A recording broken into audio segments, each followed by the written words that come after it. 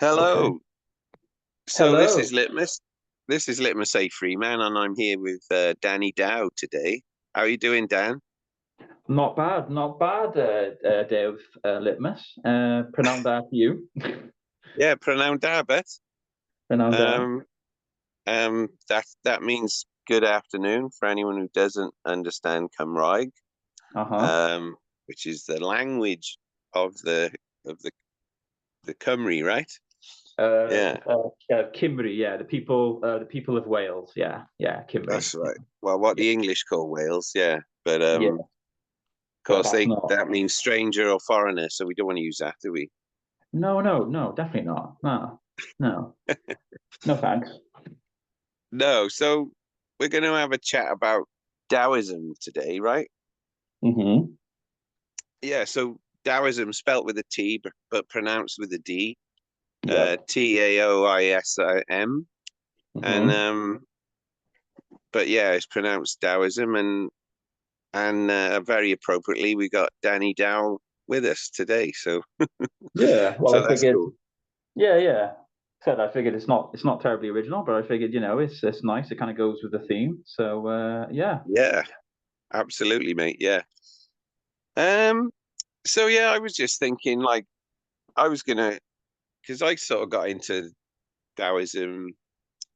I guess, as part of my spiritual journey, as they as they say, to Oh yeah, yeah. enlightenment, Enlightenment. without Yeah. getting too pretentious about it. Pretentious. Yeah, yeah. Yeah, I've been on this journey, I guess. Well, we're on it all our lives, aren't we? But True. I Yeah. guess I guess in terms of exploring different philosophies and sort of religions and all this kind of thing, spiritual practices and whatever, and how the universe works. I guess I really got into it in the sort of early to mid '90s, in my 30s, really. And I looked at Buddhism uh, and Taoism was one of probably the first or second. I don't remember now if it was more Buddhism or Taoism first, but they were kind of around the same time, and I liked the lots of aspects of both of them, but Taoism particularly appealed to me as in terms Yeah. of just being the kind of the way of nature. Quite literally. Um, Yeah. yeah, like Yeah. which is what the Tao means, the way, right? Just like the way of things. So, so what about you? When did you sort of first get into it as a philosophy that appealed to you? Yeah. I suppose it kind of came to me through. So I got into a gentleman called Alan Watts, and he kind of I'm not sure how that happened exactly because I first heard his voice on a Thompson Cruise advert. Bit irrelevant, but there we go. And I was like, oh, okay, he's got quite an interesting voice. And I think it was like years later, I think, that I started listening to him. I don't know how it came about. It may have been organically, but I was kind of on a quest of my own, looking into kind of different philosophies, like spiritualism mainly, because although religion kind of follows the same tact, religion didn't really appeal to me, like on a surface level. Hmm. Um, but more kind of the spiritual side of things. So a lot of Western spiritualism, and then I got into like obviously the Eastern, so like Buddhism and Taoism, similar to you. Those kind of really, I kind of gravitated towards them a lot because wow, in terms of like in terms of the themes that they present and how they view nature and the essence of being, it's quite different to this side of the hemisphere, if you like, or this side of the globe. And yeah, it's really Alan Watts started talking. I listened to some of his episodes, and then he mentioned Taoism, and I was like, oh, okay. And my ears kind of pricked up, and I was like, what's that? And then he just started talking about it, and in his usual poetic way that he does, charming way, effortlessly charming way that he does. Yeah. And then I really started like delving into it, and I bought a load of books on it. I bought the Tao Te Ching as well. Um, and yeah, I kind of disappeared down the rabbit hole, if you like, you know. Hmm. But in a but in a good way, you know. In a So good way, yeah. No, yeah, that's interesting, Nick, because especially you mentioning Alan Watts, because I can sort of relate to a lot of what you said there. Um, and of course, Alan has this wonderful sort of BBC announcer kind of voice, which is really rather charming, as you say, and it's yeah, like a warm hug warm by kiss, the fire warm on an blanket, autumn evening. yes. Yeah, so it's funny because when I got into Taoism, I didn't even know who Alan Watts was. I didn't come across him till much later, funnily enough. But and I didn't realize that he was dead, and I didn't realize that he'd actually been Mhm. more active in the 60s and 70s, until quite recently, actually. Yeah, yeah. Um, but I remember, I think one of the last times we sort of messaged each other quite a while back. I think Alan Watts came up then, so Yeah. it is. He's definitely he's another common interest we have, I think, and Oh, definitely. Yeah. Yeah. yeah, and but so I guess I got into it just sort of, yeah, through reading, and I got a book which I'm in the van at the moment, and I left it up in the house, but it's I Yeah. think it's by Ray Griggs. Have you come across that book? Okay. I remember you sent me an image of it, and but I Yeah, hadn't. that's right. Yeah, yeah. I hadn't heard of it myself. Like I hadn't picked it up. I picked up quite a few books by a guy called Deng Min Dao. Um, Okay. that's kind of who I discovered kind of on the path, if you like, when I was looking into Taoism, and I bought a load of his books, and obviously Alan Watts's book as well on Tao the Watercourse Way. But no, Yeah. I hadn't heard of that one. No. But Okay. So it's called, yeah, Ray Grigg, the Tao of Being is called. okay. Um, and his subtitle Lao Tzu's Tao Te Ching adapted for a new age. So I must have got that in the sort of mid 90s, I think it was. Oh, right. Um, Okay. yeah, and it was beautiful because on one, well, I mean, I still look at it. It's got all 88 verses kind of thing on Mhm. on the right hand page, and on the left hand page, it's got a really nice kind of Japanese sort of, or well, Eastern sort of drawing. You know those sort of ink, very fine ink drawings they Oh, do. yeah, kind of like calligraphy sort of thing, like Chinese Yeah, calligraphy. Yeah, yeah, yeah. yeah, with a calligraphy brush kind of thing. So yeah, and I just found it very soothing. And I know Mhm. um, I downloaded um, I downloaded an audiobook a few years back as well when all the COVID scamdemic was going on. I got and I was Yeah. in the van a lot. I downloaded an audiobook of the Tao Te Ching and list. I think it was actually Wayne Dyer or someone who I'm not particularly into, but his voice is Mhm. quite good, and he was reading it, on an audiobook, and I found that very soothing as well. So Oh, okay, um, yeah, that name does ring a bell. I think he may have, I don't know, did he contribute to like one of the translations? Because I know it's been translated quite a few times, isn't it? The Tao Te Ching has been translated by quite a few people. yeah, I don't think he had anything to do with the translation, as far as I know. But Hmm. he's one of these. He's quite kind of trendy these days.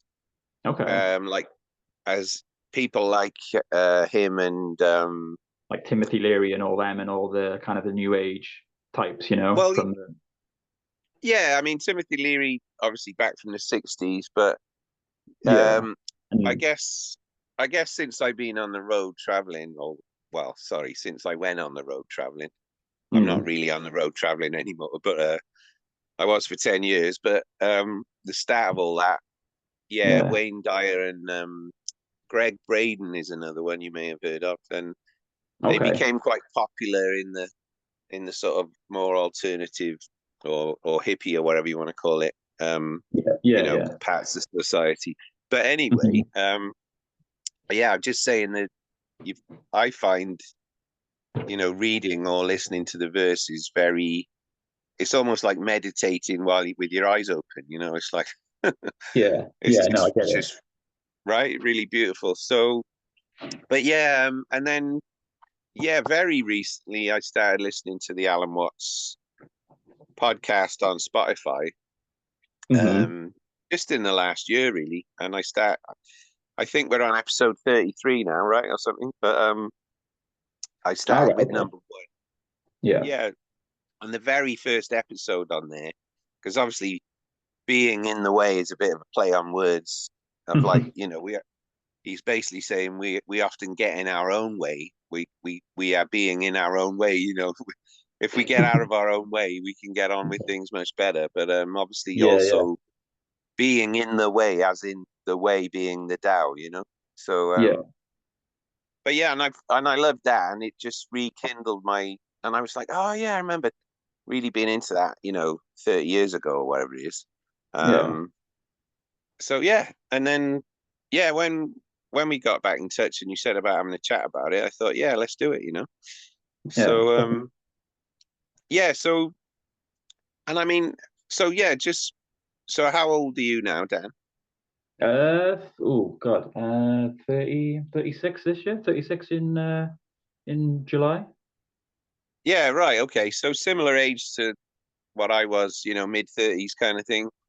Okay, that's Um, interesting. Yeah, okay, yeah, yeah, I think that's because they say don't. I mean, I've now looked at astrology a lot, and in yeah, astrology, we have like every year we have our solar return, which we call our birthday, when the sun's back to where it was when we were born.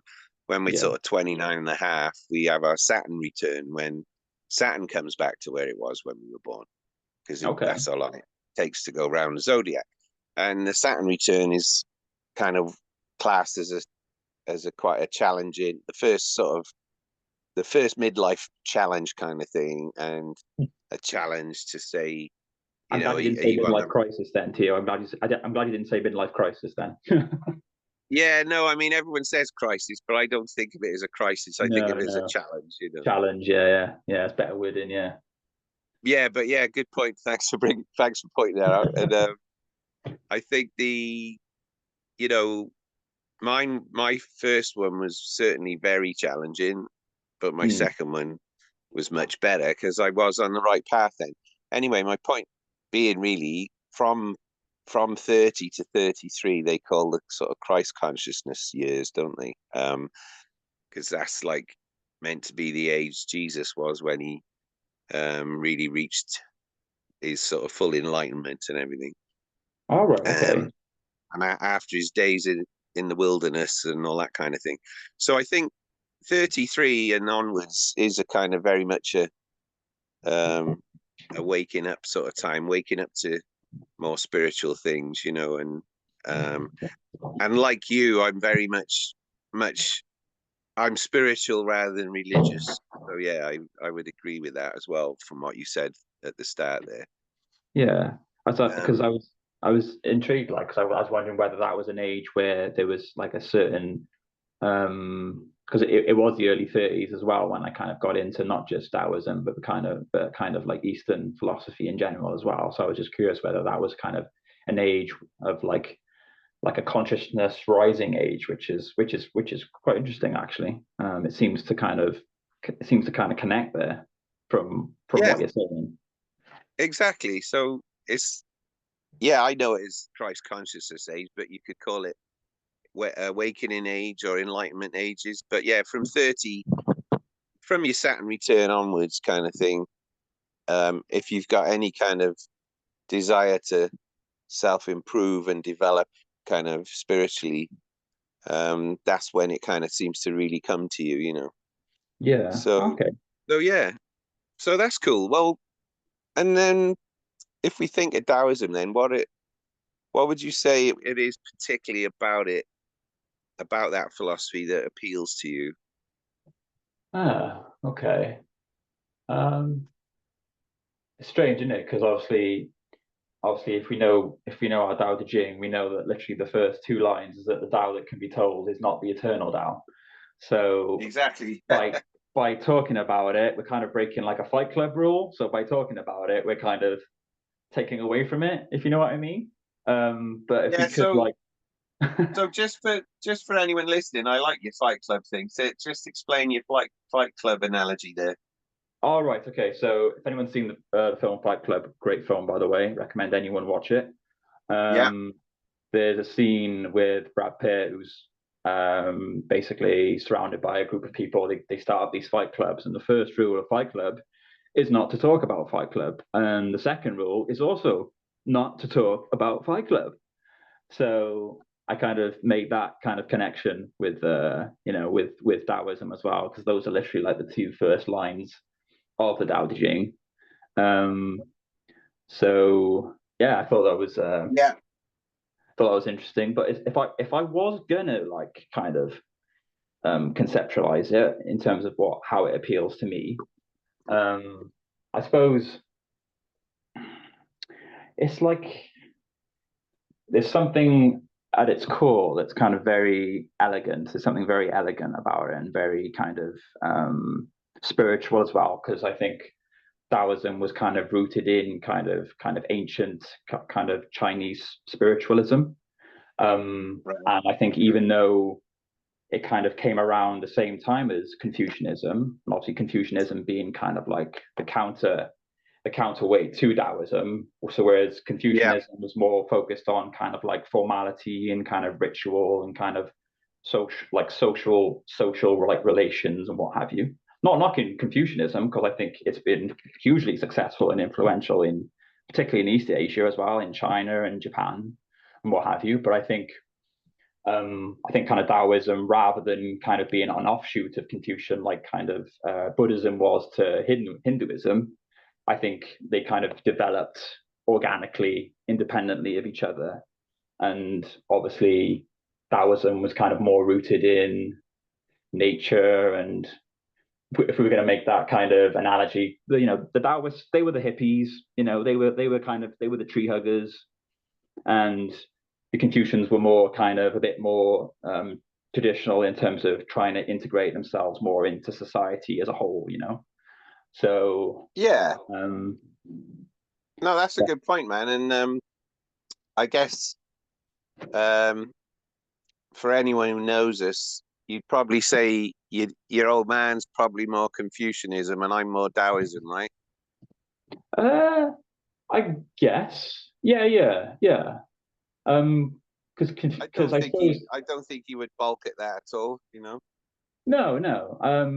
But like I said, there's no right or wrong path. No, We all walk our own paths, don't we? And absolutely. Yeah, no, it's not about right or wrong. It's just what appeals to you and what yeah, resonates with you, right? Yeah, for sure. definitely, yeah.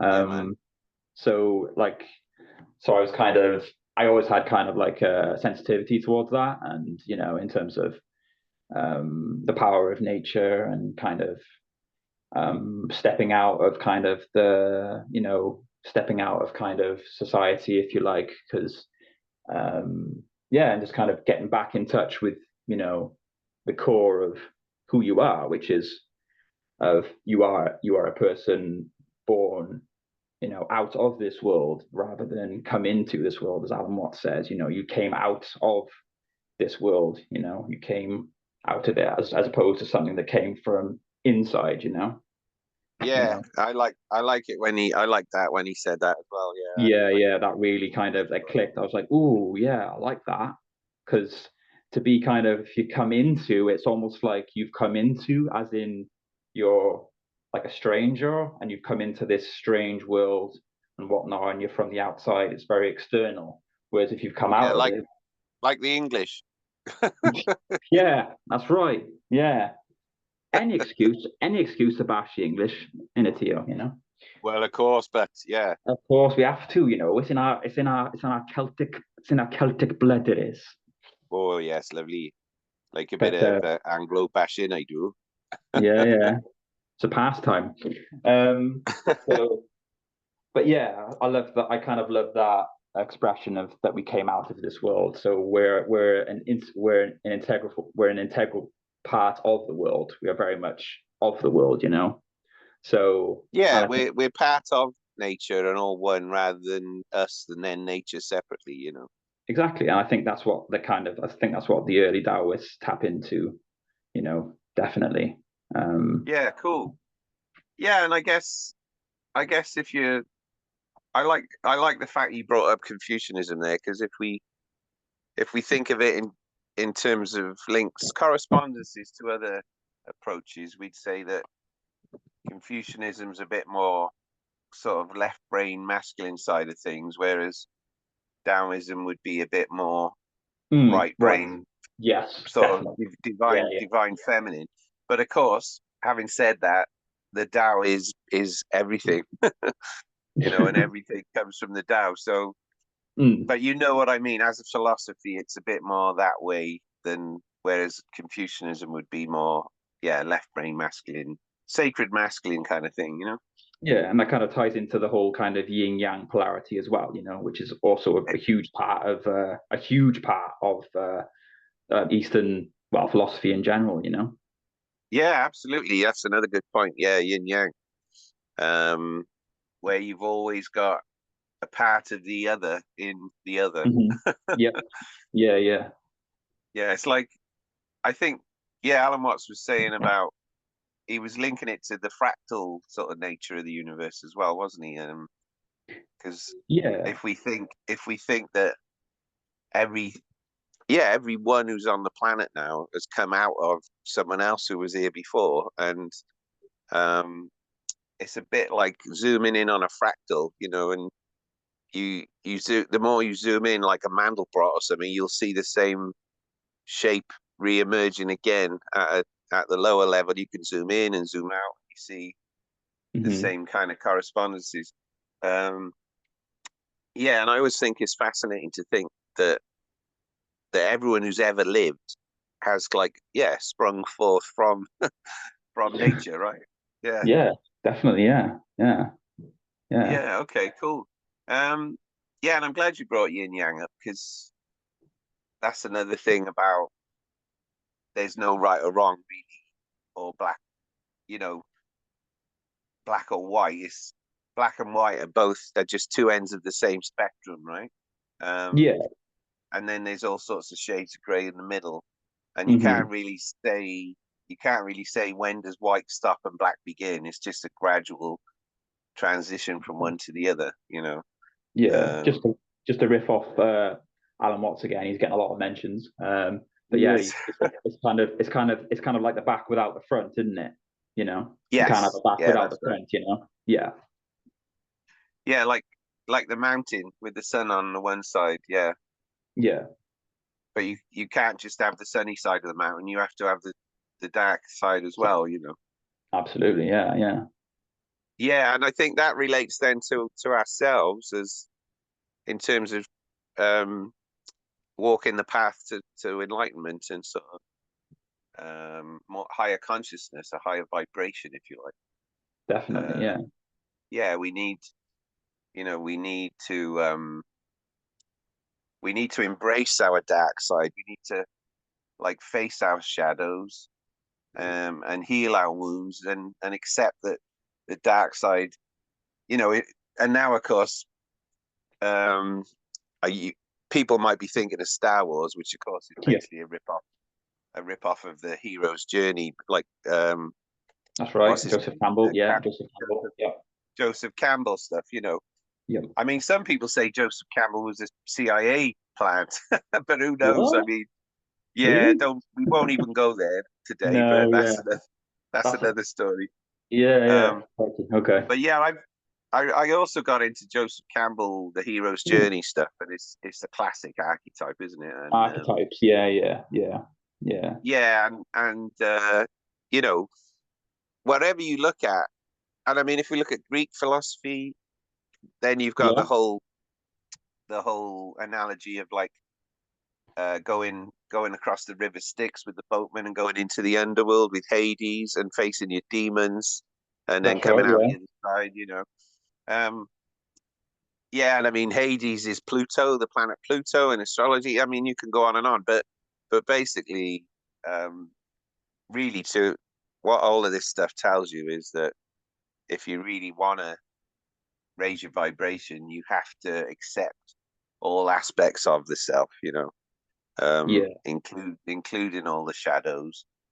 And then you can really, and I personally, I'll be honest, I have experienced that actually just in the last year, actually, in the last 12 months. So that was Okay. quite an amazing experience. But that's another story. But yeah, um, so yeah, I guess why why would you say that the Tao sort of defies definition? Um, how it defies definition? Yeah, I mean, what is the issue with us trying to define what it is, you know? I suppose with something like the Tao, it kind of exposes kind of like the limits of like language and trying to conceptualize it or like concretize it, trying to kind of nail it down. Because I feel this Yeah, is kind of well, this kind of goes to like a Buddhist thing, like clutching or like craving to like holding on to a specific idea or a specific view of something. yeah, That's kind of what he was alluding to in kind of like the eightfold path, the noble eightfold path. So one of them it's right, one of them is like right view, and often we tend to kind of take a snapshot of it, um, and we kind of form you kind of form something around it as opposed to kind of letting it kind of naturally kind of take its course, and right. that can kind of if I'm making any sense at all, you know. No, But carry on, man. You're doing great. Yeah, it's I know it kind of exposes kind of the limits of language in terms of how we can conceive of something and how maybe doing that can kind of take something away from it, if you know what I mean. yeah, yeah. Uh, It- It's interesting you brought up language there because, yeah, and you mentioned Hinduism as well, and like Buddhism being kind of an offshoot of that. yeah, yeah, And what's interesting there for me is if we think of the Hindu Yuga cycle of the rise and fall of human consciousness, yeah. um, which actually my universal celestial calendar is based on for its year number. Um, it one cycle through this great year of human consciousness is basically a 24,000 year cycle of precession of the equinoxes. Okay. Okay, Um, and the lowest point of that cycle, 24,000 year cycle, is called the Kali Yuga after the goddess Kali, the blue goddess of death and destruction and rebirth, Um, wasn't that Shiva, or was that another name for Shiva? Is it, or am I thinking of something else? um, That Shiva maybe you're right. in Hindu? I'm not sure. I could be wrong. No, no, mate, you're probably right. I mean, it's not something I've looked at for years in terms of the personification of the gods. Yeah, I But thought Shiva was. Yeah. what do you recall the goddess Kali being? Um, I don't know. I'm not at all familiar like with like the Hindu like pantheon, if you like. I know of Shiva and obviously Ganesh. Um, Yeah, but I I always thought that Shiva was kind of like the blue-faced and kind of goddess of destruction, and that's as kind of as far as kind of my knowledge goes of like the Hindu gods, you know. Yeah, okay. So I'm not an expert on the gods themselves at all. I know there's No, yeah, Ganesh is the sort of elephant one, right? that's the one. Yeah, yeah, yeah. With like four Okay, arms or okay. something, I think. Yeah, yeah. All right. So yeah, well we'll check that out and come back to that. But um as far as I know, Kali is about, whether it's the same as Shiva or another name for it, or if it's the same thing, I'm not sure. But Kali is associated with the darkness and the sort of like the winter of consciousness, the I thought the winter. dying, Okay, yeah, yeah, the dying and the rebirth afterwards. It's like basically you have to go through the darkness to come out into the light. yeah, So I just mentioned that because when you said about trying to define the Tao, and language being, it's like you can't do it with language, right? You just can't. No, Um, yeah, yeah, and once anything that we can describe in language is not the eternal Tao, as we said at the start, right? So, but what's interesting in these, based on this concept, um, in the higher ages of consciousness, we don't use language. So one of the reasons this really appeals to me, this model, is because everything in the universe is cyclical, yeah. um, and yet we're told that our evolution is linear, and it doesn't make sense to me. So when I came across the Yuga cycle, I really liked it because in the golden age, the Satya Yuga, the higher ages of consciousness, um, and that the year number in the calendar is 13,526. So that's how long ago it is since we were at the peak of that golden age of consciousness. Okay.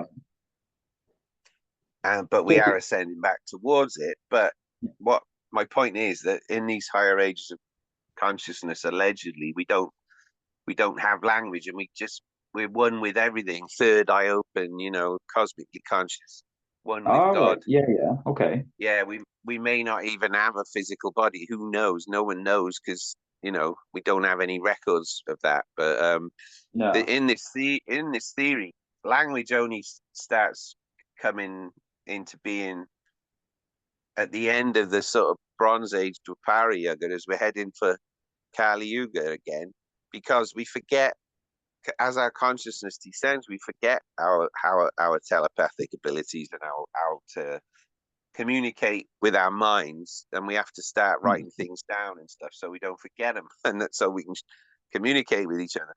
So Yeah. rather than language and writing being a development of the evolution of man, it's in this model, it's something that's only used in the lower ages and then it disappears again. And it's a bit, I guess, that kind of links to the Tower of Babel story in the Bible about, all the countries of the world all having different languages to divide and separate them. Okay. Um, Interesting. Yeah. I never thought of it like that. So are you no, it's saying like, just, yeah, go on. no, it's just, because when you said about language, the limitation of language, that really struck a chord with me there. Um, Whereas when we're more cosmically conscious, Mm. and in a higher awareness, we may be able to sort of perceive what the Tao is, but we wouldn't. We right now we wouldn't be able to write it down or explain it in words. That's what I'm saying. Yeah, Yeah, and kind of tying that back to what Alan Watt said in Tao of the War, Course Way. It's like it's the similar way that obviously air and water can't be cut or clutched, and obviously their flow is blocked when they are enclosed. So there's no way of putting a stream in a bucket or a wind in a bag. You know what I mean? yeah, So by yeah, trying to enclose what the Tao is or what you feel the Tao is to you, you're automatically um, kind of not negating it. Is that the word? Not negating it as such, but maybe not kind of coming to the full like realization of actually what it is as opposed to what you think it might be or like conceptually, you yeah. know? And I guess what you're really saying is it's kind of infinite. Whereas if you Yes. try and define something with words, you're kind of putting a boundary around it, aren't you? Which it isn't there in reality. Yeah. And like in terms of going back to what you're saying about language as well, I don't doubt that, language came about as a means to obviously to finally kind of communicate. And obviously I know because a lot of our tradition before that was kind of well before it became written down and in books and in papyrus and parchment and all that, it was a kind of more of an oral tradition, wasn't it? It was passed through kind of word and mouth, so Exactly. and Yeah, and that and that people seemed remembered. they did. They had no, I kid you not, they had amazing memories. Like I don't know how they did it. Honestly, I don't. Well, what I'm saying is, that fits with this Yuga cycle theory, because in the higher ages of consciousness, people didn't need to write things down to remember. They could remember everything. I mean, if you Hmm. think of druids who become druids in the Celtic tradition, Yeah. from being first being ovates and then bards, which is basically a poet. And That's when right. you're a Yeah. bard, you have to remember like thousands of different verses. Like Yeah. you have to But commit them to memory, and you they can't did become a though. druid Yeah. unless you've done that, right? Yeah. Yeah. So in the higher ages of consciousness, people didn't need to write things down because they remembered everything, and they did pass it on in an oral way. So it's like the Greek myths, right? Yeah. They were only they were written down fairly late, like after ancient Greece, more in city-state Greece sort of times, Yeah. The which polis. we're Yeah. Yeah. actually, Yeah. yeah, which we're level with now. If you think of the Yuga cycle as a circle, and we're Hmm. rising up one side of the circle, but we're only like 12.5% off the bottom. Now, if we go back, draw a line back across to the other side of the circle, where consciousness was descending, we would find ourselves level with Greece, like city-state Greece. Right. Okay. Um, Yeah. but they, as far as I remember from what I've read, the Greek myths and that, they were all oral tradition, like you say, and Yeah. you know, Yep. and Homer and people like that only started writing them down much later. True. Um, Yeah. Yeah. yeah, and Same. Yeah. the same thing, as far as I know, the same thing happened with Hebrew stuff as well. So the Old Hmm. Testament was Yeah. only started to be written down like 900 BC to 700 BC, and that is the start of the transition into Kali Yuga. So Yeah. as Well, you it's as you were just blinking back there, you all the Abrahamic religions like Judaism, Christianity, and Islam, they're all Kali Yuga constructions. Um, yeah. and and things like Taoism and Buddhism and that are much older, and they're not part of. They were pre-Kali Yuga sort of thing. So, yeah, I Okay. agree with what you're Interesting. saying there. Yeah, Right. yeah, Okay. Yeah. Yeah. Because obviously, and the Bible as well wasn't kind of composed until like 100 years after Jesus' death, as far as I know. The Bible wasn't written down until I think about the fourth or fifth century CE. So all of yeah, that kind quite. of So, if yeah, like yeah, 300 years, like the exactly, yeah. Council of Nicaea, right? Council of 325 Nicaea, yeah, AD. yeah, yeah. Constantine, Yeah, yeah, yeah. yeah. So, yeah, I mean, exactly. So that's all Kali Yuga stuff. Kali Yuga basically goes from 900 BC to 1900 AD. Hmm. And before and after those dates, we're not in Kali Yuga, so we're higher in consciousness. Okay. That's Um, interesting because obviously with Buddhism and Taoism as well, I think because I don't think they had any kind of connection because obviously I don't think the Buddhist monks or missionaries got to China till about the Han Dynasty, which was about 200 AD, 200 right. CE. Same Yeah. thing. Yeah. So obviously they weren't exposed to each other, but I think they were kind of both on a very similar path, if you like. Yeah. But obviously very different as well. But in terms of they developed kind of like very early. Same with like Hinduism as well. And then I think the earliest, I think was it Zoroastrianism? That was like one of the first. Or is it Zoroastrianism? I think it was. Yeah. Um, Yeah. I mean, I'm not sure of the dates on that, but you could well be right. Yeah. The I know the in terms of cultures, the oldest culture we have like record for is the Mesopotamia. Indian culture. Yeah. Um, and then after the ancient Indian culture, the Indus Valley culture. But Yeah. but by the time you're into Indus Valley, then you've got, of course, ancient Egypt as No, well yeah. overlapping with that. Yeah, and I I'm mean, glad you I mentioned. I'm glad remember you when mentioned. I remember when you were a kid and you were really into the Egyptian stuff, right? Yeah, that's been like an obsession since I was younger. So yeah, I'm glad you brought that up. It kind of made me smile. Yeah. Well, I tell you what, mate, me and you should do a trip and go see the bloody pyramids. You know what? Let's do it. I'd Yeah, love that. it's I'd absolutely yeah, love that. I know, me too, and it's always been on my what do they Bucket say list. these days? Bucket list. Oh yeah. It's a bit of a yank thing, isn't it? But yeah, I that's still on my list to go out there. So, and I know you Definitely. love it since you were little. Oh my So yeah, God, like you would not believe like to see like Karnak as well, yeah, and like Hatshepsut's temple, and obviously the Giza pyramids as well, and the Sphinx, and oh man, I just lap it all up. I would. absolutely. Well, I've had two invitations to go out there now from someone I know who lives there. So let's do it. Let's make it Definitely, happen. let's make it happen. But no, like I said, I think when you mentioned about like Hindu was Indian was kind of the first culture. I'd argue it was probably it's more kind of Mesopotamia and like the Fertile Crescent. So like the Babylonians, they were kind of around the same time. I don't think there was much apart. There was too much apart from them. But they're kind of Babylonians, and then you got like the Enuma Elish as well, which is kind of like the Babylonian kind of creation myth. Um, and you had the obviously the Gilgamesh story as well, one of the first kind of stories that was I think it was written on like tablets originally, Yeah. and then obviously later put in print. Well, like aspirin or paracetamol, was it? Was yeah, one of them. That's right. Yeah, yeah. Written on tablets. Yeah. Written on tablets. Yeah. Sorry, couldn't resist a bit of a pun No, of there, course you not, know. man. Yeah, love a good pun. Um, Yeah, Very so punny. what sort of era are you talking there, Dan? What sort of year I sort think of we're these? talking. I think it's more like 3,000 or 4,000 BCE.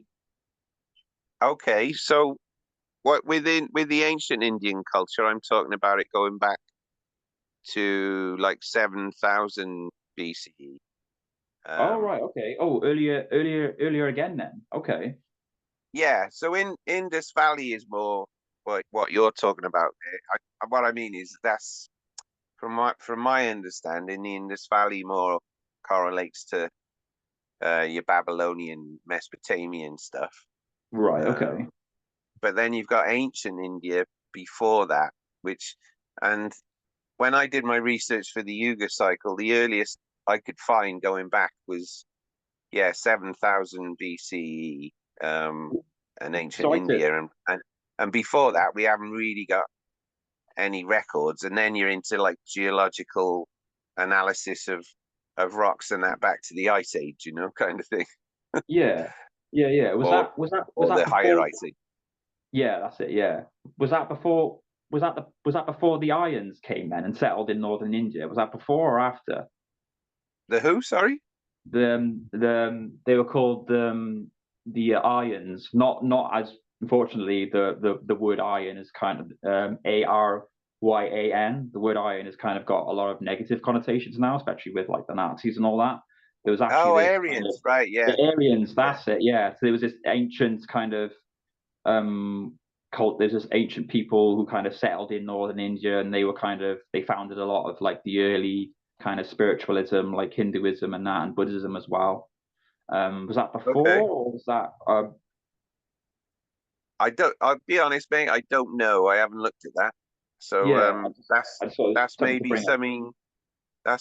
something you can tell me more about, and or we can come back to Definitely. on another chat another day or something. Yeah, of course, definitely, man, definitely.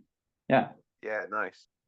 But yeah, I mean the point being um about really just bringing it back to what you were saying about language and trying to define the Tao.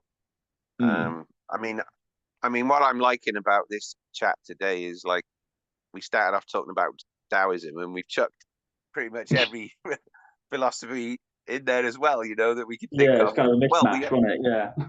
yeah, but it's good, because it's Yeah. not none of it's planned and it's all very off the No, cuff. So all very that's how it spontaneous. goes. Yeah, spontaneous, but spontaneous. Yeah, very, Um, very Tao-like, you might say. yeah. So just to wrap it up for today, if you met someone, uh, I don't know, you're out for a drink or something, and a bit of a social, and you get chatting to someone, and you Taoism comes up and they say, "Oh, what's that?" What would you what would you recommend to someone you just met about the best way to kind of get into and find out the benefits of Taoism?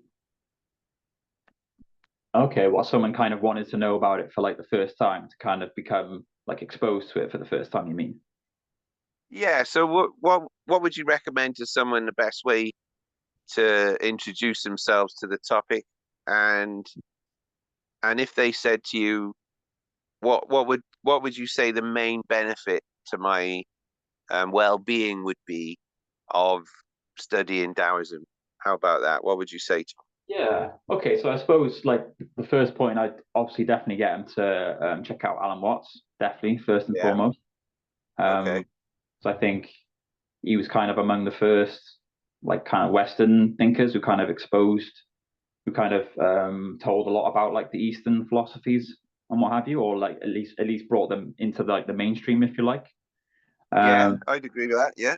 so that's definitely a great jumping off point. Um, and the podcast being in the way is kind of a great introduction to that as well. Yeah. Um, so definitely through Alan Watts and the Tao would be the first protocol. And then in terms of what was the second part of that point to you? Sorry, was it how can it benefit them? Yeah. What would you say to them would be if they said to you, "Well, what's the point of me looking at Taoism? I'm a busy person.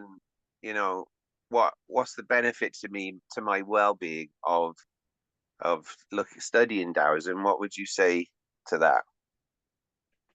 Well, I think like a lot of people, I suppose these days are kind of busy with doing as opposed to being, if you like. And Yes, I, absolutely. Yeah. I might have got that little gem from yourself. So rather than being human doings, we're in fact human beings. So I find that a lot of people these days are just doing. They're either going to work or they obviously they're doing the 9 to 5, obviously raising the family. Not that that's important, of course, but they're kind of going through kind of um, cycle of kind of society's expectations and kind of and the demands it kind of puts on people, whereas I think Taoism is kind of like a way out of that, Yeah.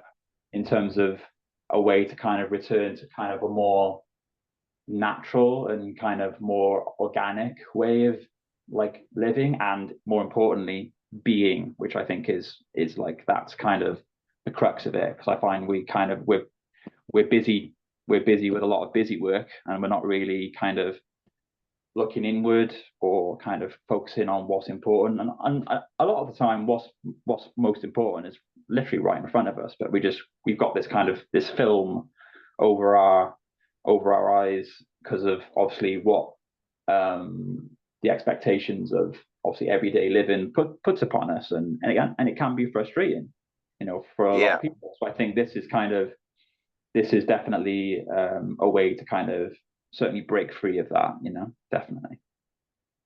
Cool, man. Yeah, and as you say, being instead of doing brings us so the doobie do balance, as I like to call it. Yeah, yeah, But yeah, it's all we all have to do things, but it's very important to spend at least as much time as we do doing to just being, as you say, for some balance. Yeah. Um, and as you said, Alan Watts, being in the way yes, is yeah. that's again that's a great. Just coming back to where we started at the That's it, start of the yeah. chat, Great title, you yeah, know, isn't it?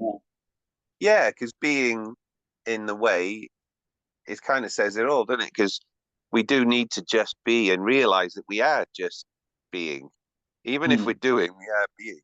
Um, Definitely, but yeah, yeah, just to sit in peace, close your eyes, find a path, find a guide, yeah. um, on your journey home to source and oneness with That's everything. right.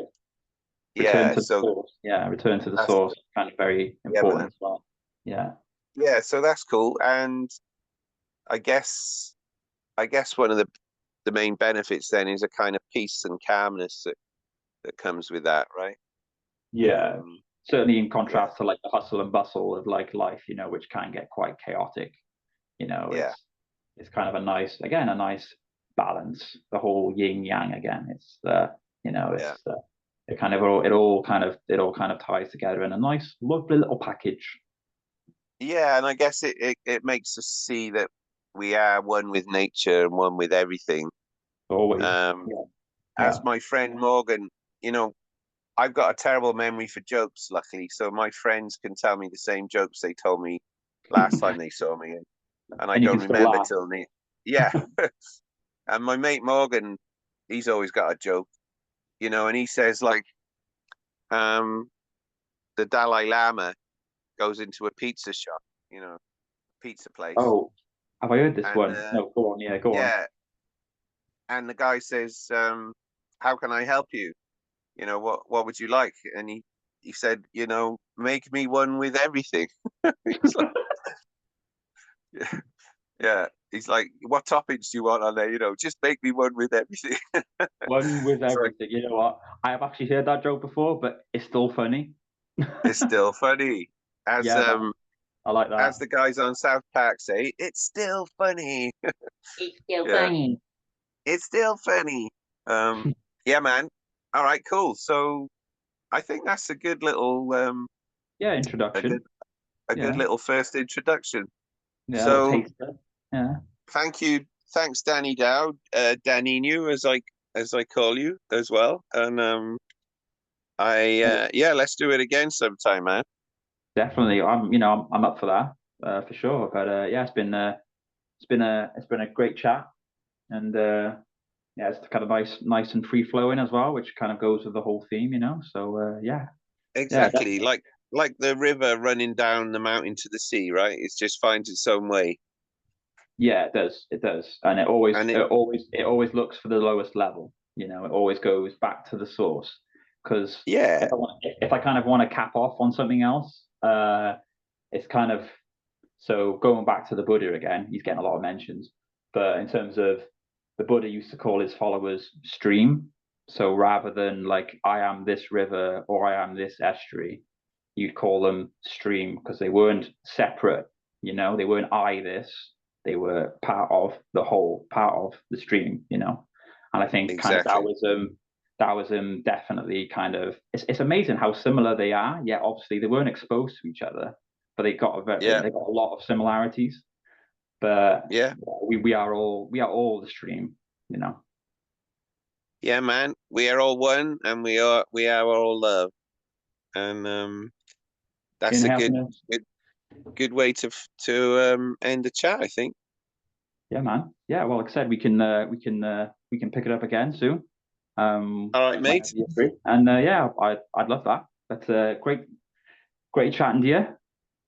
Yeah, And well, yeah, stay on the line. I'm just gonna pause the recording, and oh, so anyone okay. listening, we'll see you next time, and Yeah, yeah, and keep on being in the way. that's it. Adios.